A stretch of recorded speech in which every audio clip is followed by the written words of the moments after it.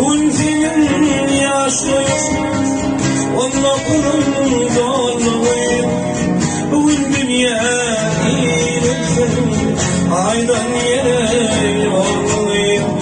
Olaya gideceğim, bugün bir baharlıyım. Dolundurun ömrümün, bana yine ailem. Ailem, ailem, ayımını ailem. Dolundurun ömrümün, bana yine ailem.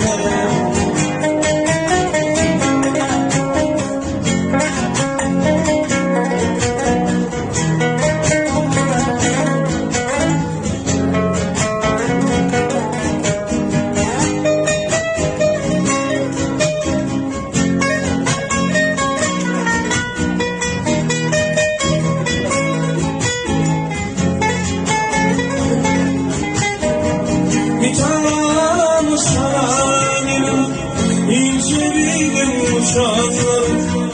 Timur'da bu bölüm, yağmarın seçenlerim. Ağlamıyor ölümünce gönlüm, senin duvarın geçenler.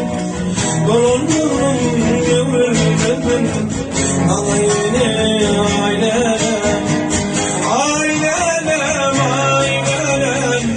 Ayımını kaynanam, dolundurun ömrümün, bana yine ailem.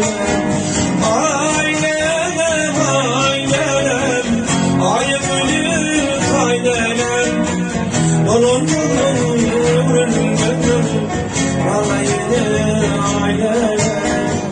Dolundurun ömrümün, bana yine ailem.